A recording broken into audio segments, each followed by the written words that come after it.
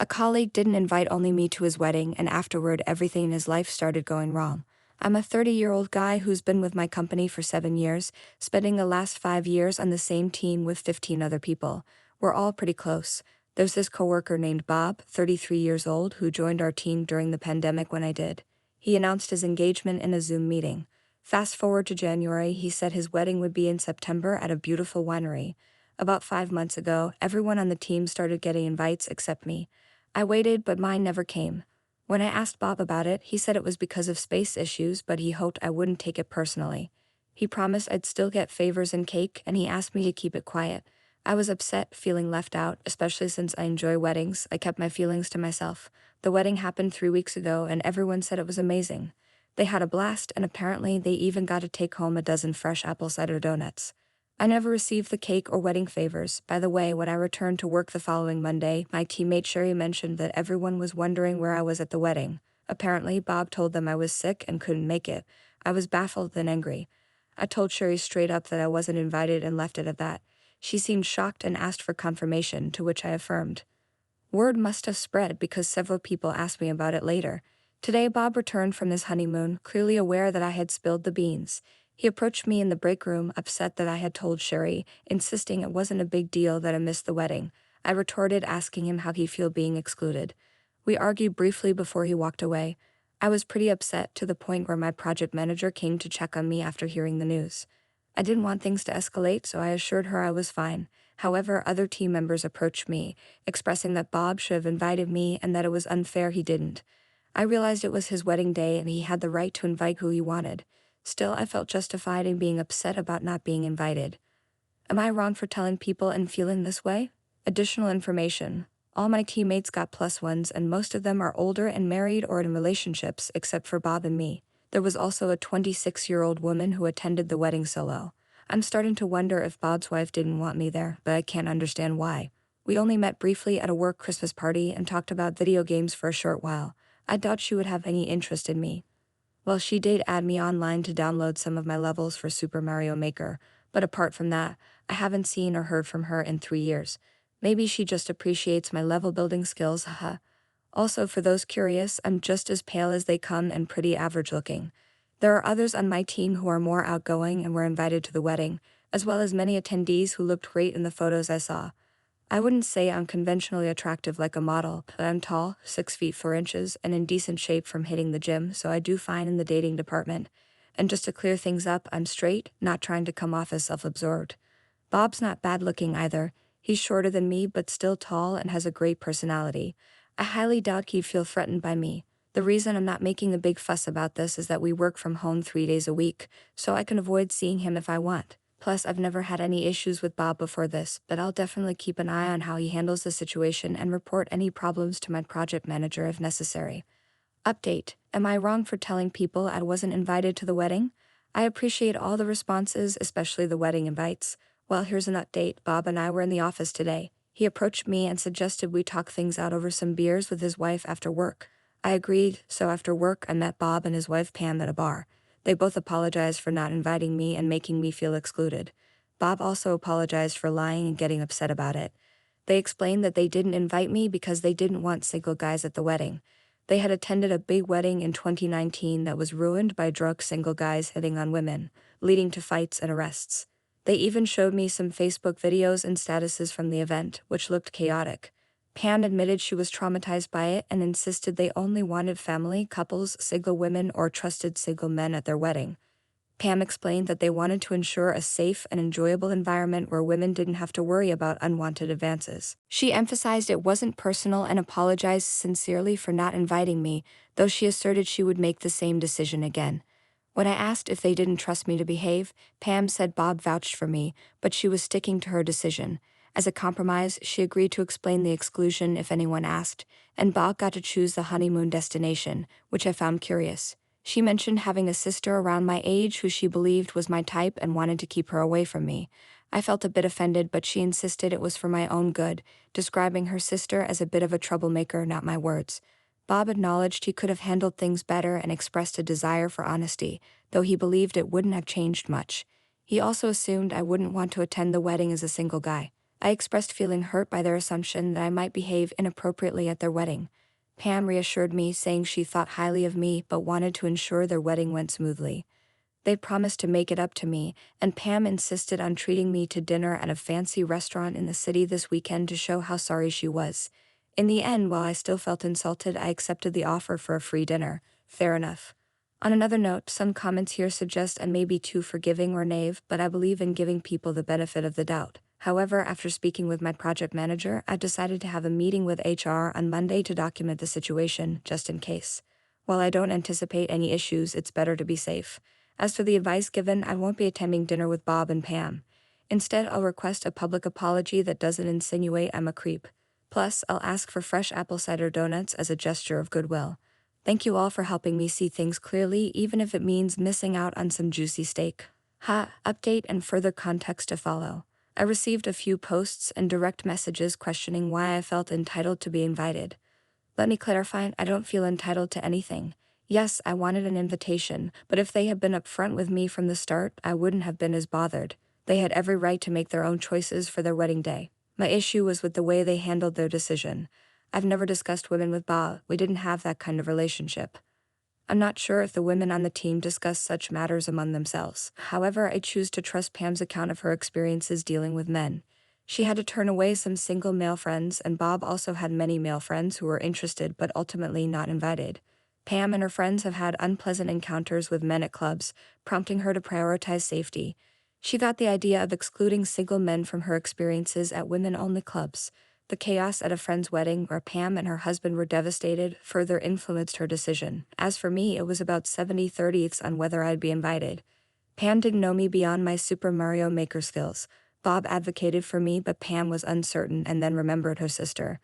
Pam loves her sister but acknowledges her tendency to jump from one relationship to another. Apparently, I fit her sister's type, and Pam feared she would pursue me. Bob feared the optics of not inviting me, leading to the compromise where Pam would take the blame. He hoped I wouldn't mind not being invited. Maybe I'm being naive, but I choose to believe Bob genuinely felt bad about not inviting me. He appeared genuinely upset about the situation. Either he's a skilled actor or he's telling the truth. He admitted that the way he handled it was awful, explaining that there was no easy way to handle such a delicate matter. His frustration towards me wasn't necessarily directed at me, but stemmed from being angry at Pam for putting him in that position. He pledged to issue a full apology in front of the team when we're all back in the office together in a few weeks. Pam expressed feeling terrible about having to exclude me and the other guys, but reiterated that she would make the same decision to ensure the safety of the women around her. She was adamant about making it up to me and suggested we should remain friends going forward. She offered a home-cooked meal followed by some wine and a round of Mario Kart, but I declined. Instead, they proposed the expensive restaurant option, which I accepted as a fair compromise at the time. In hindsight, I probably shouldn't have accepted, but in the moment I just wanted to leave and go home. Now for the update. After reading comments labeling me as a doormat, I decided to decline their dinner offer. I called Bob to explain my change of heart, and while he was disappointed, he understood my reasoning. We had a brief conversation, and he assured me he wouldn't make a fuss about it and we could move forward. I thanked him for understanding, and he ended the call. However, just 5 minutes later, Bob called me again, but to my surprise, it was Pam on the line. She didn't approach the conversation aggressively but sounded upset, wanting to know why I no longer wanted to join them for dinner. I explained to Pam what I had discussed with Bob regarding how they seemed to insinuate that I was a potential creep. I made it clear that while I respected her experiences, I couldn't accept being labeled as a potential sexual predator. She assured me that she didn't mean it that way and still believed I was a good person, but for her wedding she couldn't take any risks. She practically begged me to meet her in person to clarify things further, insisting that we could become great friends if I gave her a chance to explain better. I politely declined and expressed sympathy for what she had gone through. Before ending the call, I casually mentioned that I never received those promised donuts and hung up. Since then, things have been quiet, but with Bob returning to the office on Monday, I fear Pam might take drastic action. I hope this drama is over, but I worry it might not be. I'll provide an update if anything occurs. Bob's drunken confession update. As I mentioned in my previous update, I informed Bob that I wouldn't be accepting his and Pam's weekend dinner offer. He was disappointed but understood my decision. Pam called me back shortly after and vigorously tried to convince me to keep the plans, but I remained firm in my refusal, hoping that would be the end of it. Unfortunately, the drama continues. I arrived at work 2 hours early on Monday to potentially avoid an after-work chat with Bob. Surprisingly, Bob also came in an hour early, possibly to catch me before I left. He looked mentally exhausted, unlike his usual tired or hungover self. We exchanged subtle nods and got to work. I later met with our HR rep Sally and shared the whole story. Sally found it absurd and unofficially logged the incident in case Bob or Pam did anything irrational. She reassured me that she believed Bob was harmless but advised me to remain cautious. The rest of the day was uneventful until I found Bob in the break room later in the afternoon. He approached me cautiously, and after a brief exchange, he suggested we talk privately. We moved to a spot under a security camera and he pleaded with me to let him buy me a drink and explain everything Pam hadn't disclosed. He seemed desperate, a side of him I had never seen before. He admitted that he could really use a friend and had always considered me one. I relented, agreeing to hear him out, but made it clear that this would be the final discussion on the matter. After work, we headed to our usual bar where Bob offered another heartfelt apology, which felt even more sincere than before. I reassured Bob that he didn't need to keep apologizing. I understood his remorse from the first apology. However, Bob felt compelled to explain that there was more to the wedding story than I knew. He revealed that he had vehemently opposed Pam's decision to exclude single men, but she remained firm on her stance. They had argued for months, with many people offering various solutions. Bob proposed a smaller wedding with only immediate family and friends, but Pam insisted on her dream of a big wedding with lots of guests. When Bob suggested hiring a security guard to address safety concerns, Pam wanted to eliminate the possibility entirely. She believed that a few single men could handle not being invited to a party for once in their lives. However, Bob had many friends who wanted to attend, and Pam's decision hurt them. Eventually, Bob agreed to the exclusion but distanced himself from the decision, insisting it was out of his hands. Pam agreed to take the blame if necessary and allowed Bob to choose their honeymoon destination as a compromise. They ended up in the French Riviera. Bob described the wedding reception as amazing, although there were complaints from a vocal minority about the lack of single men. Some women were hitting on the few single guys present, which Pam didn't mind much. Bob clarified that he wasn't trying to boast but wanted to illustrate a point. However, after the honeymoon, they returned to a public relations disaster. Pam had lied to her guy friends about why they weren't invited, and when the truth came out, they were furious. Pam's friends accused her of labeling them as potential sexual predators, leading to a fallout where she lost many friendships. Pam had been distraught and her work life had suffered as a result. By this point, Pam's job might be at risk. Bob had a few too many drinks and opened up even further.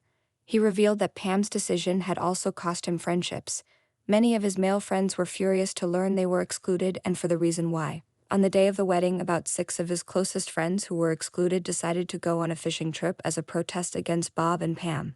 To add insult to injury, they donated $500 and some items to a local women's shelter. Bob was devastated, and none of those friends are responding to his calls or messages. Even their families are upset with them over the exclusion. While Pam's parents publicly supported her, they criticized her privately. Pam now only has her bridesmaids and about 3 other friends who support her. Bob mentioned that at one point Pam was hysterical, wondering why nobody could understand her perspective. As Bob became tipsy, he continued to share more details. He mentioned that initially Pam was adamant about the exclusion being a good idea, but she started to doubt it. She acknowledged that while some people understood her reasoning, it was too extreme and even sexist.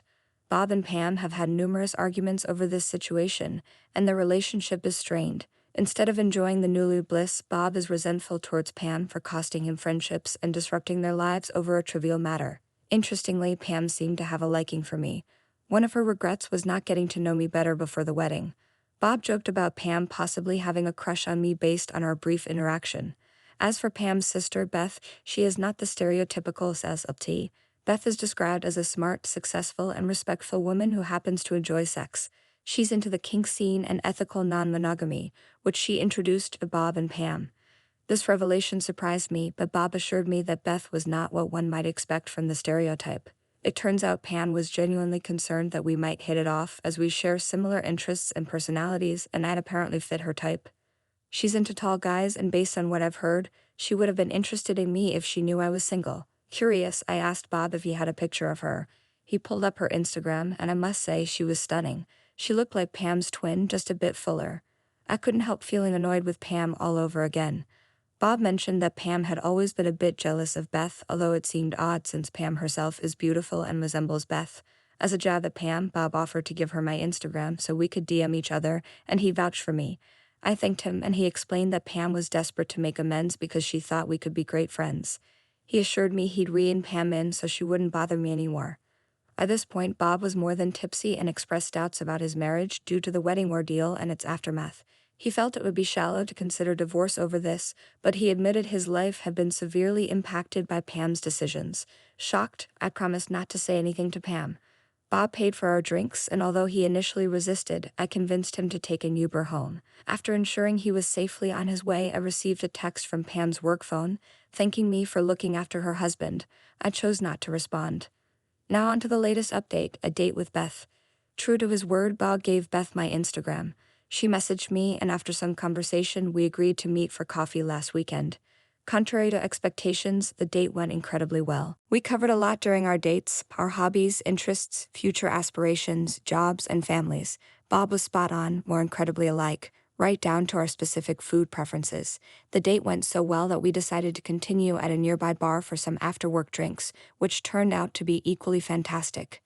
Now here's the part I think you'll all appreciate. We're planning a hike this upcoming weekend, and we've decided to make a pit stop at the winery where Bob and Pam tied the knot to grab some of those delicious apple cider donuts. If everything goes smoothly on this hike, I'm thinking of asking her to be my girlfriend.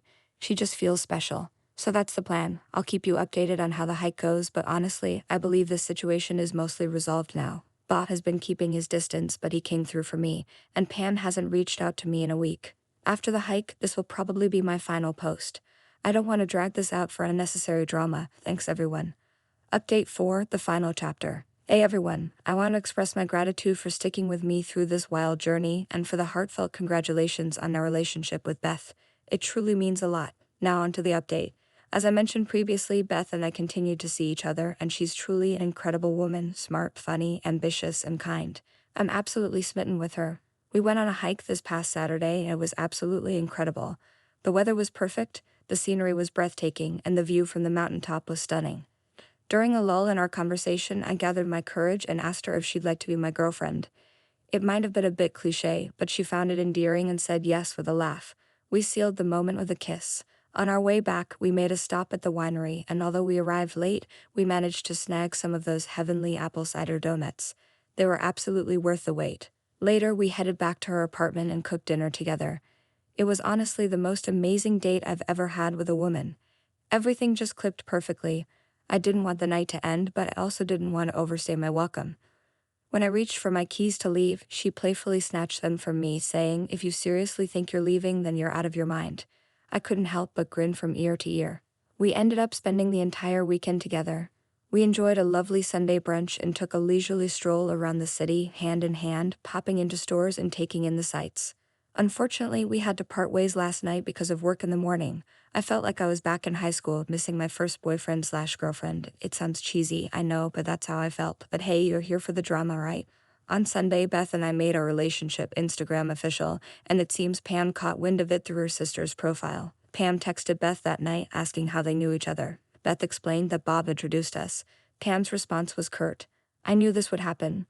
We figured this might cause some trouble down the road, but honestly, we don't care. Pam can be as mad as she wants." This morning, I actually went up to Bob and thanked him for introducing me to Beth. He told me they had a huge fight over him introducing us, but he didn't regret it one bit. He said it was worth it just to see us together, and it was a bit of a jab at Pam. I offered to buy him a round as a thank you, but he brushed it off, saying it was the least he could do. So that's the latest update. I'm hoping this is the end of the drama, but Pam seems pretty upset about Beth and me being together. Regardless, I'm just so happy with Beth. She's one of a kind, and I'll be sure to keep you posted if anything else happens. Peace and love.